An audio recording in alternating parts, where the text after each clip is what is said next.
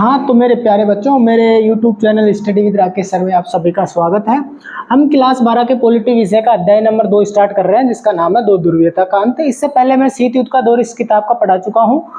10-11 classes मेरे channel पर upload है, आप वहाँ जाके उन क्लासेस को देख के और अपना लाभ प्राप्त कर सकते हैं। ठीक है, इसके अलावा मैंने जो दूसरी किताब आपकी भारत की राजनीति वाली है, उसके भी 2 टॉपिक मैंने पहला वाला और चौथा वाला टॉपिक उसमें पढ़ा चुका हूँ। ठीक है, इसके बाद हम आज नया टॉपिक स्टार्ट कर रहे हैं, दो ध्रुवीयता का अंत। ठीक है, इस टॉपिक के बारे में बेसिक जानकारी आपको दूं तो दो ध्रुवीयता का मतलब है कि विश्व 2 ध्रुवों में बट गया था या 2 गुटों में बट गया था, जिसमें एक आपका अमेरिका वाला गुट था, एक यूएसएसआर यानी सोवियत संघ वाला गुट था। ठीक है, तो इस जो टॉपिक में पढ़ेंगे वो हम पढ़ेंगे सोवियत संघ के बारे में, कि सोवियत संघ क्या था, कब अस्तित्व में आया, किस तरीके से उसका निर्माण हुआ और सोवियत प्रणाली क्या थी और किस तरीके से फिर लास्ट में इसका विघटन हुआ। ठीक है, इसके बारे में इसकी आर्थिक विशेषताएं क्या है, इसकी राजनीतिक विशेषताएं क्या है, ये पूरा टॉपिक सोवियत प्रणाली के बारे में चलने वाला है। ठीक है, और इस सोवियत प्रणाली का 1991 में किस तरीके से विघटन हुआ, वहां तक इसी प्रणाली के बारे में है। सबसे पहले मैं इस टॉपिक को स्टार्ट करवाता हूं, तो इसकी पृष्ठभूमि देखते हैं हम सबसे पहले। तो आपको क्या करना है, नोट्स में अपने भी सबसे पहले लिखना है पृष्ठभूमि। ठीक है, तो पृष्ठभूमि में मुख्य रूप से हम देखें, इसकी पृष्ठभूमि देखें तो 3 बिंदुओं के तहत मैं इसकी पूरी पृष्ठभूमि को लिखना चाहूंगा, जिसमें क्या क्या 3 बिंदु हो सकते हैं। 3 बिंदु, पहला हो सकता है कि इसमें सोवियत संघ का विघटन, सोवियत संघ का अस्तित्व। ठीक है, सोवियत संघ किस तरीके से अस्तित्व में आया, सोवियत संघ का अस्तित्व। ठीक है, सोवियत संघ का अस्तित्व किस तरीके से सोवियत संघ अस्तित्व में आया, पहले पॉइंट के अंदर। दूसरा, सोवियत संघ का विकास। ठीक है, सोवियत संघ का विकास किस तरीके से हुआ, किस तरीके से सोवियत संघ ने अपने आप को विश्व के 2 ध्रुवों में शामिल किया और अमेरिका के सामने एक सर्वश्रेष्ठ रूप में अमेरिका के सामने सर्वश्रेष्ठ रूप में उभरा, वो किस तरीके से उभरा, वो सारा इसमें पड़ेगा। ठीक है, तीसरा मुख्य पॉइंट अगर इस पृष्ठभूमि में देखना चाहे तो सोवियत संघ का फिर विघटन किस तरीके से हुआ, उसके क्या परिणाम निकले। इन 3 बिंदुओं के तहत इसकी पृष्ठभूमि पूरी समझ में आती है कि इस टॉपिक में जो पढ़ने वाले हैं पृष्ठभूमि में, या फिर पूरे टॉपिक में जो सार है, पूरा टॉपिक का सार वही है कि सोवियत संघ का अस्तित्व कैसे हुआ, सोवियत संघ का विकास कैसे हुआ और फिर सोवियत संघ का विघटन कैसे हुआ। ये सारी चीजें 3 पॉइंटों के अंदर इस टॉपिक से सारी मतलब पृष्ठभूमि निकल के आती है। लेकिन फिर इस टॉपिक में और क्या पढ़ने वाले हैं, अगर उनका मैं और अच्छी तरीके से आपको स्पष्ट करना चाहूँ कि सोवियत संघ के अंदर भी, जो यहाँ पर मैं आपको सोवियत संघ बता रहा हूँ, इस सोवियत संघ में भी क्या क्या चीजें हम पढ़ेंगे इस टॉपिक में, तो वो भी मैं आपको बता देता हूँ। और आपको इसी तरीके से लिखना है जिस तरीके से मैं लिख रहा हूँ। ठीक है, इसी तरीके से आपको नोट्स बनाने हैं। सोवियत संघ में क्या क्या पढ़ना है, सबसे पहले तो सोवियत संघ का 1917 में किस तरीके से जन्म हुआ। ठीक है, 1917 में जन्म हुआ। ठीक है, दूसरा पढ़ेंगे सोवियत विचारधारा। सोवियत विचारधारा क्या है, किस तरीके की विचारधारा, कौन कौन सी विचारधारा को फॉलो करता है सोवियत संघ है जो। ठीक है, दूसरी पढ़ेंगे सेकेंड वर्ल्ड वार। ठीक है, तो द्वितीय विश्व युद्ध हुआ। ठीक है, सेकेंड वर्ल्ड वार में विजय गुट में शामिल था। ये सेकेंड वर्ल्ड वार में 2 गुटों में जब सेकेंड वर्ल्ड वार हुआ यानी द्वितीय विश्व युद्ध हुआ, तो जो विजय यानी जीतने वाला जो गुट था उस गुट में शामिल था ये सोवियत संघ, यानी कि रूस वाला जो गुट था वो। ठीक है, विजय गुट में शामिल। ठीक है, फिर सेकेंड वर्ल्ड वार के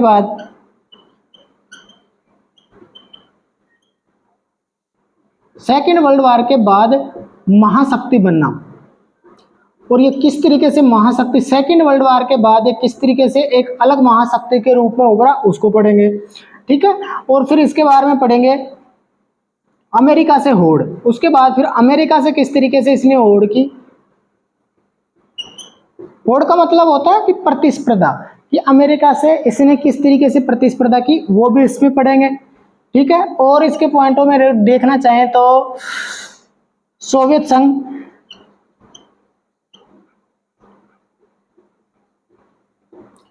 संघ विचारधारा।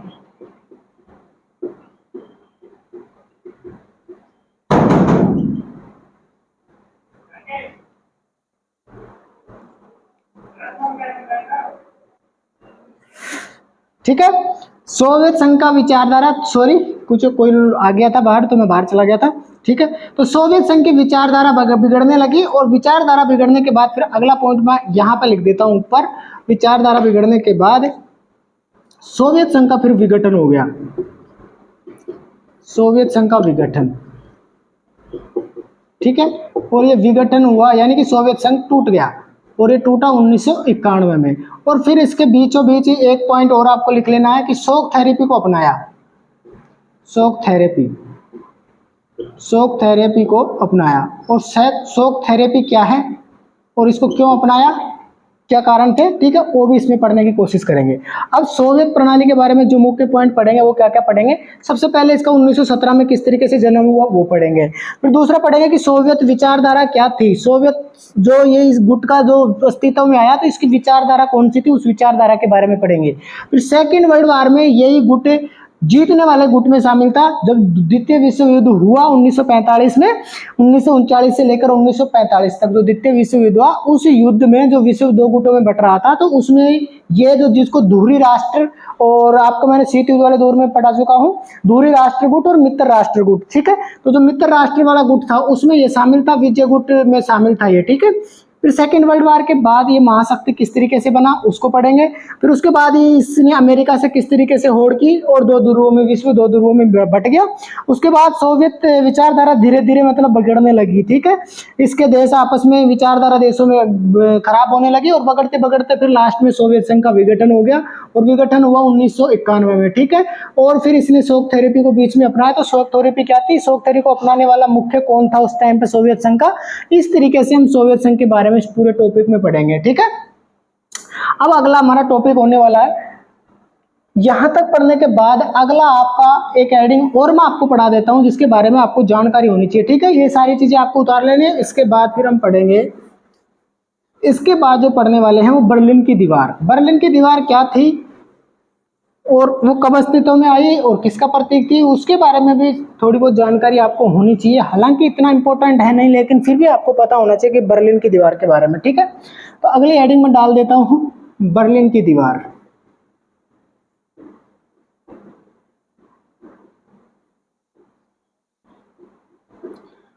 तो बर्लिन क्या है, बर्लिन आप देखोगे तो यूरोप में एक देश है जर्मनी, जर्मनी की राजधानी है बर्लिन, ठीक है। इस तरीके से आपको याद रखना कि बर्लिन क्या है, बर्लिन जर्मनी की राजधानी है। तो वहां पर एक दीवार है, और ये दीवार क्या काम करती थी, इसके मुख्य मुख्य पॉइंट पहले मैं लिखवा देता हूं, फिर उसके बाद मैं आपको समझाऊंगा, ठीक है। तो बर्लिन की दीवार के बारे में, दो गुटों के विभाजन का प्रतीक, दो गुटों के विभाजन का प्रतीक, ठीक है। और यहां कोष्टक में और लिख लेना, शीत युद्ध के दौरान।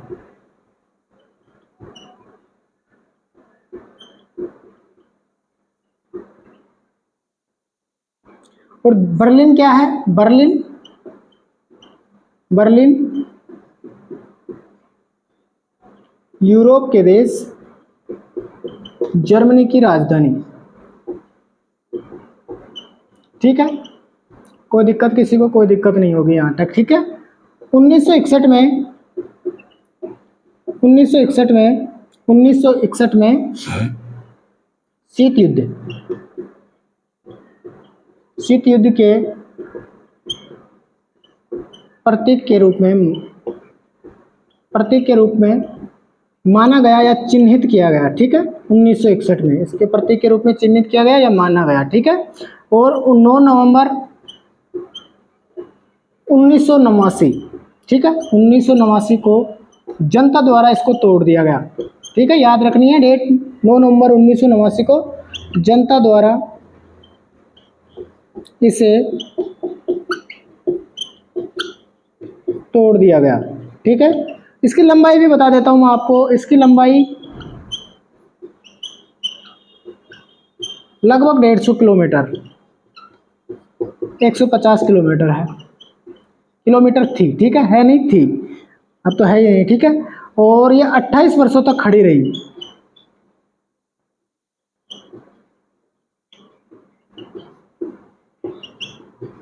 ठीक है। अब बर्लिन के बारे में जो जो मेन पॉइंट मेरे वो बताने थे, मैंने सारे आपके सामने लिख दिए हैं। अब मैं एक एक करके आपको समझाता हूँ कि बर्लिन की दीवार क्या है।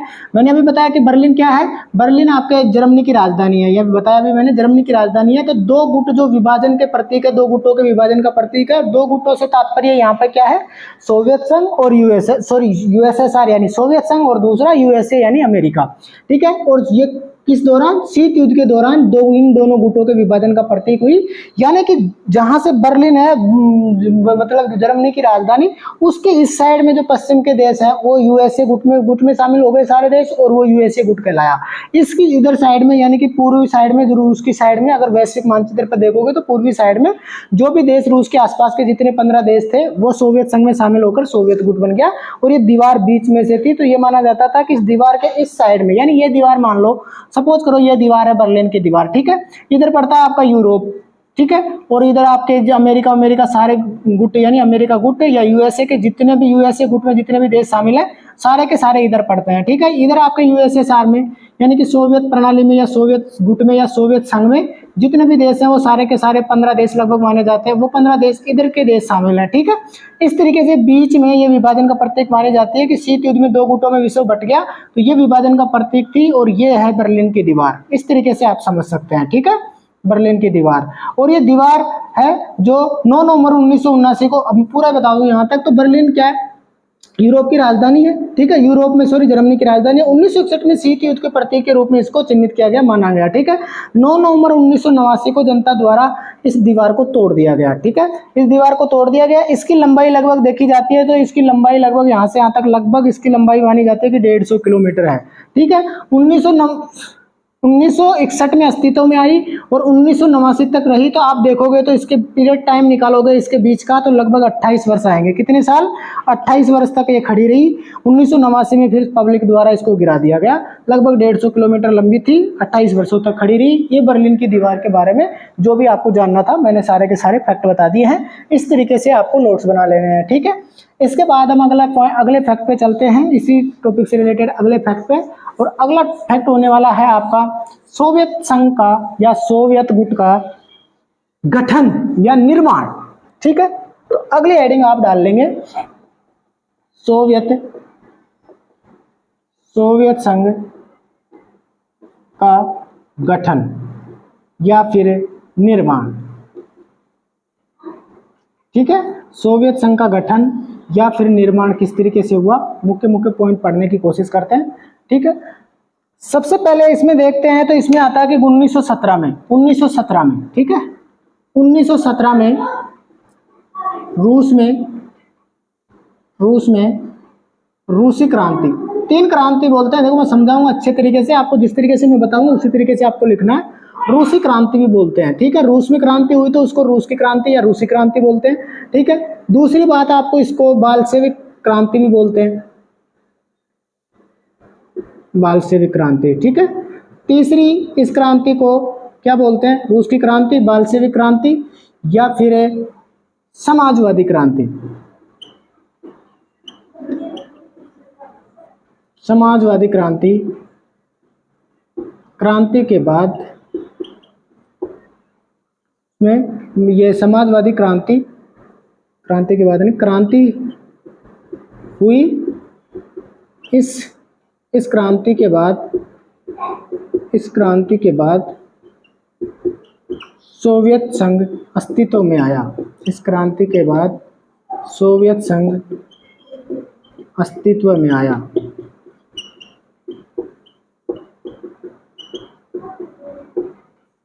ठीक है, सोवियत संघ, ठीक है। अब मैं ये सारी चीजें पहले मैं लिखवा देता हूँ, फिर उसके बाद में डिटेल से आपको समझा दूंगा, ठीक है। सोवियत संघ 1917 में अस्तित्व में आया, रूस में ये क्रांति हुई थी, ठीक है। तीनों क्रांतियों को अलग अलग नाम से पुकारते हैं, तो मैं तीनों को मैंने ओब्लिक लगा के लिख दिया कि आपको समझ में रहे कि तीनों क्रांतियां एक ही हैं, ठीक है। अंग्रेजी में इसको यूएसएसआर बोलते हैं, अंग्रेजी में यूएसएसआर, ठीक है, यूएसएस और आर। और इसका पूरा अर्थ देखोगे तो यूनियन, यू का मतलब हो जाता है यूनियन, ठीक है, एस का मतलब हो जाता है सोलवेंट, ठीक है, इस एस का मतलब होता है सोशलिस्ट, ठीक है, इस आर का मतलब हो जाता है आपका रिपब्लिक, REPUBLIC, रिपब्लिक्स, ठीक है, रिपब्लिक्स हो जाता है, ठीक है।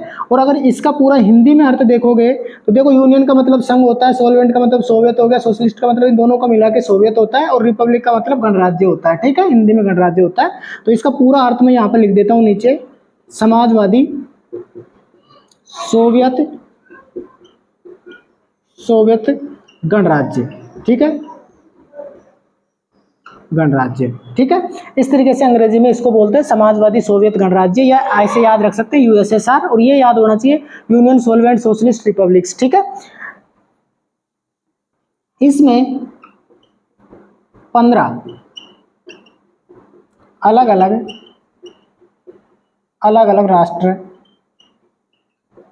शामिल थे। अब 15 के नाम भी मैं लिखवा सकता हूँ, लेकिन अभी कोई जरूरत नहीं है, मैं लिखवाऊंगा जब टाइम आ जाएगी तो 15 राष्ट्रों के नाम भी लिखवा दूंगा, ठीक है।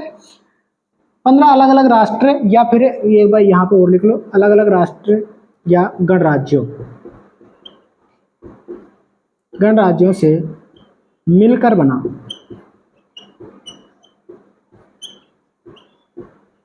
ठीक है।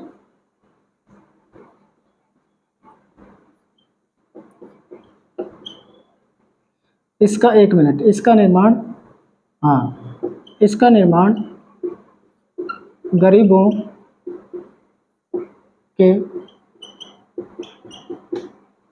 के हितों को ध्यान में रखकर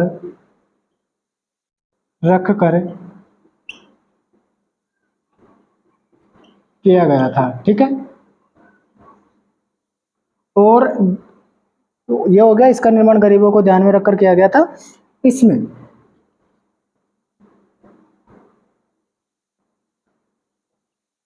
इसकी विचारधारा की बात करें, तो समाजवादी व साम्यवादी का मिश्रित रूप,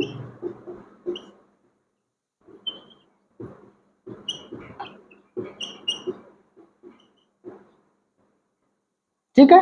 इस तरीके से आपकी पूरा सोवियत संघ ये है। मैं इसको अच्छे तरीके से एक्सप्लेन करके आपको समझाऊंगा। आपको क्या करना है, शांति से सुनना है और समझना है कि क्या क्या चीजें हैं, ठीक है। बहुत सारे फैक्ट इसमें नहीं लिखे हुए हैं, वो भी इसमें आ जाएंगे, मैं बोलता हूँ उस चीज को भी समझा करो, ठीक है। तो सबसे पहले तो आपको ये बात याद होनी चाहिए कि पूछा जा सकता है छोटा प्रश्न भी कि सोवियत संघ का मतलब निर्माण कब हुआ या गठन कब हुआ।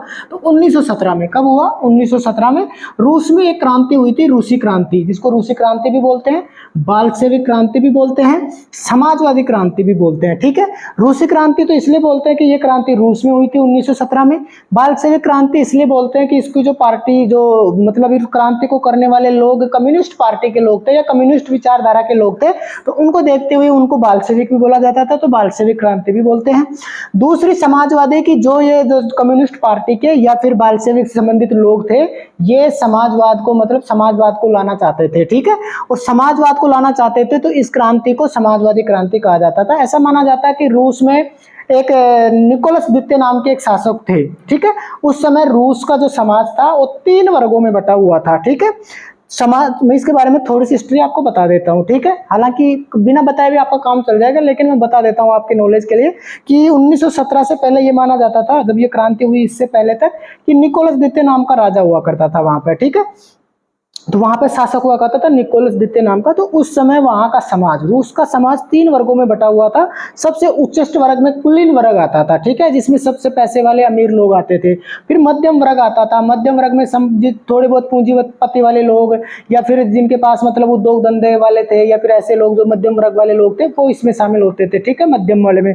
सबसे निम्न श्रेणी में जो गरीब तबके के लोग थे, खेती बाड़ी जो करते थे, वो लोग शामिल होते थे। तो ऐसे करके रूस में समाज अलग अलग वर्गों में बटा हुआ था। तो समाज को एकीकृत करने के लिए रूस में एक क्रांति हुई, और उस क्रांति को करने वाले विचारधारा के लोग थे बाल्शेविक या फिर कम्युनिस्ट पार्टी के लोग, ठीक है।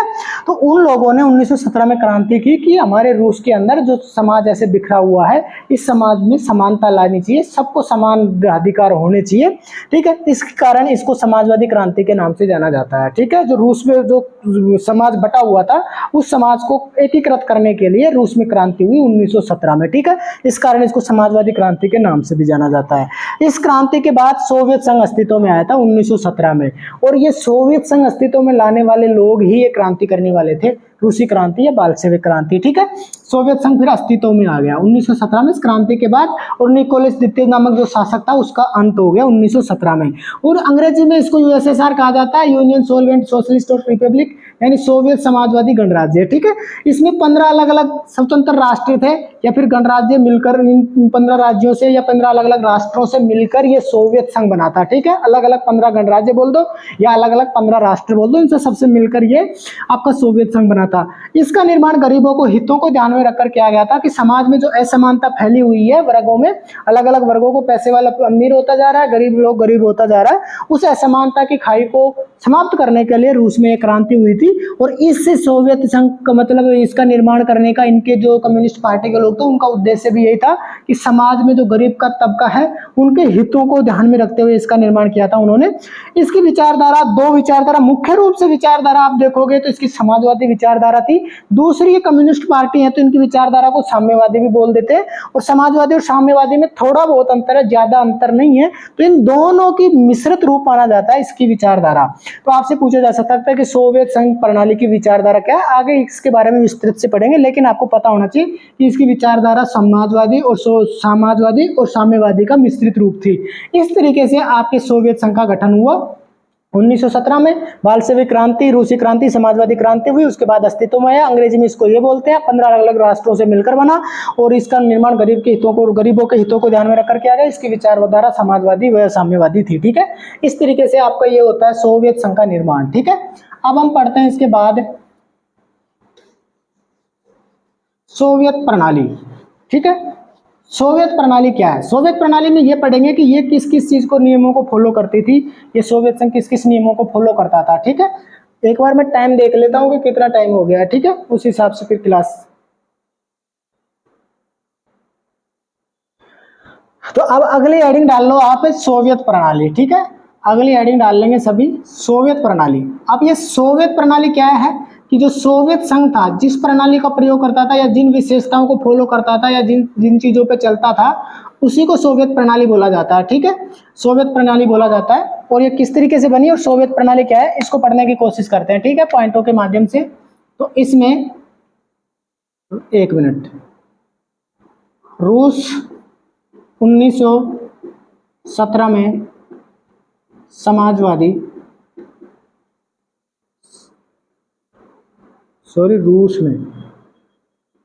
रूस में 1917 में समाजवादी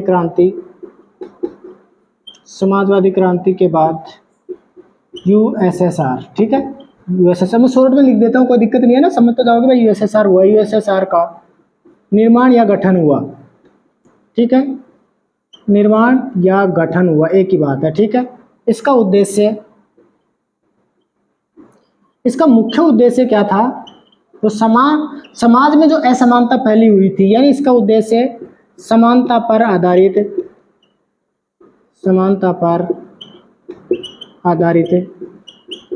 समाज की स्थापना करना।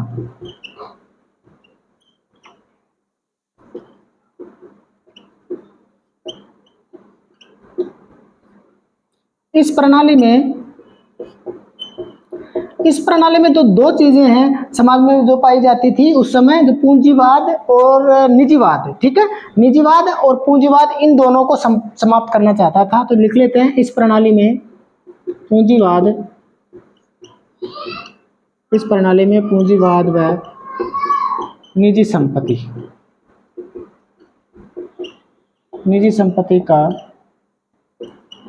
संपत्ति का अंत करके समानता पर आधारित समाज की स्थापना करना था। ठीक है, यहां पे लिख लेते हैं इस व्यवस्था को ही सोवियत प्रणाली कहा गया या सोवियत प्रणाली के नाम से जाना जाता है।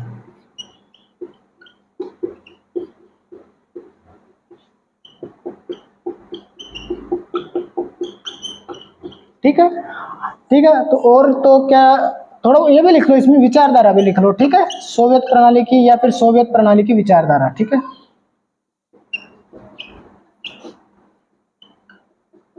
अभी मैंने पहले लिखवाया, अभी पीछे वाले उसमें सोवियत प्रणाली की विचारधारा, वही विचारधारा है, दोनों का मिश्रित रूप। दो मिश्रित रूप क्या क्या हो गई विचारधारा में? समाजवादी व साम्यवादी का मिश्रित रूप। ठीक है, यह है सारी सोवियत प्रणाली। ठीक है, इतना आपको याद रखना है सोवियत प्रणाली के बारे में, और कोई ज़्यादा मतलब बड़ा काम नहीं है, मैं आपको समझाता हूँ। तो 1917 में जब समाजवादी क्रांति हुई, जिसको मैंने आपको पहले बेलशेविक क्रांति भी बताया, रूसी क्रांति भी बताया, वो एक ही बात है, और उसके बाद यूएसआर अस्तित्व में आया। ठीक है, इसका गठन हो गया 1917 के बाद। इसका उद्देश्य क्या है? इसका मुख्य उद्देश्य मैंने बताया कि जो समाज में असमानता फैली हुई थी, उस असमानता पर आधारित, मतलब जो समाज था, मतलब असमानता फैली हुई थी, उस असमानता को समाप्त करके समानता पर आधारित समाज की स्थापना करना, यानी समाज में समानता लाना ही इस क्रांति का मुख्य उद्देश्य था, या इस सोवियत प्रणाली का मुख्य उद्देश्य था। इस प्रणाली में पूंजीवाद, एक तो पूंजीवाद को मुख्य वो मानते थे, घोर विरोधी थे ये पूंजीवाद के, और दूसरा निजी संपत्ति के। पूंजीवाद का मतलब है कि लोग, मतलब जो भी कोई इंडस्ट्रियल सेक्टर वाला आदमी है, जैसे अपने देश में देखे जाए तो मुकेश अंबानी और कुछ निजी लोग, मुकेश अंबानी हो गया और अडानी हो गया, ये लोग एक पूंजीवाद के तौर पर उभर रहे हैं कि मतलब जिनके पास संपत्ति बढ़ती जा रही है, गरीब आदमी गरीब होता जा रहा है, ये लोग बहुत अमीर होते जा रहे हैं। ऐसे नहीं है कि मतलब नेगेटिव सोच के थ्रू नहीं बता रहा मैं आपको, कि इन लोगों का अगर देखा जाए तो ऐसे नहीं है कि मतलब गलत है, इन लोगों का देश की अर्थव्यवस्था में बहुत बड़ा योगदान है, लेकिन फिर भी मतलब समानता तो बढ़ती जा रही है ना देश में, कि गरीब आदमी गरीब होता जा रहा है, वो लोग मतलब तरक्की पे तरक्की करते जा रहे हैं और असमानता बढ़ती जा रही है। तो इस चीज के घोर विरोधी थे वो, इस प्रकार की पूंजीवादी के। ठीक है, और निजी संपत्ति, आदमी निजी संपत्ति कितनी मन चाहे बढ़ाए, सरकार का कोई नियंत्रण या राज्य या सरकार का कोई नियंत्रण नहीं हो, तो इसका भी वो घोर विरोधी थे कि संपत्ति पर सबका अधिकार होना चाहिए। समाजवादी जो समानता पर आधारित समाज की स्थापना करना चाहते थे। ठीक है, निजी संपत्ति का अंत करके समानता पर आधारित समाज की स्थापना करना इसका उद्देश्य था। तो इस व्यवस्था को ये क्या माना जाता है?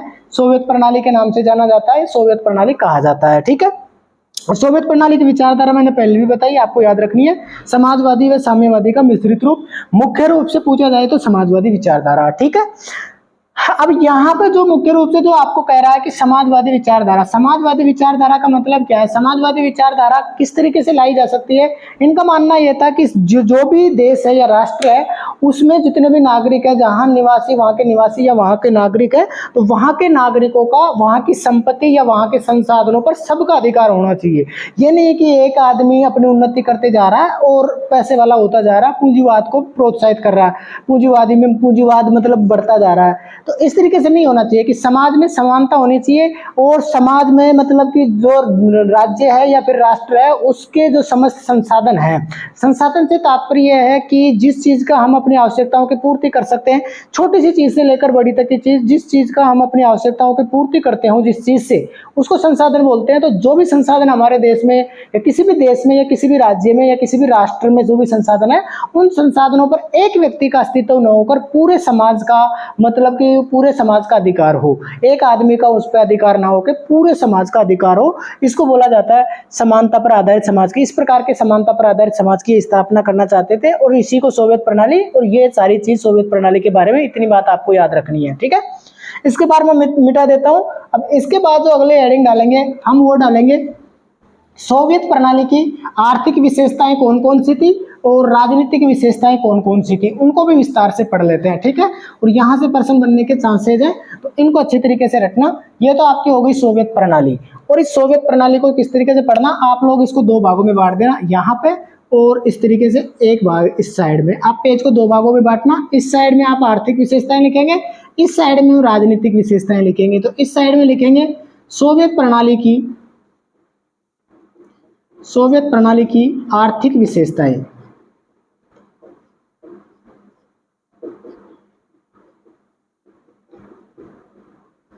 ठीक है। सोवियत प्रणाली की आर्थिक विशेषताएं कौन कौन सी हैं वो इसमें पढ़ेंगे।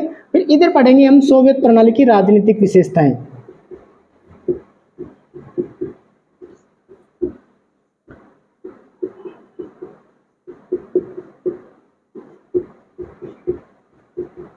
दो विशेषताएं हैं, तो दो विशेषताएं आपको पढ़नी है इसमें, और दोनों को दोनों अच्छी तरीके से मैं पढ़ाने की कोशिश करूंगा, मैं बताने की कोशिश करूंगा। सारे की सारी जितनी विशेषताएं आर्थिक प्रणाली की हो सकती है वो सारी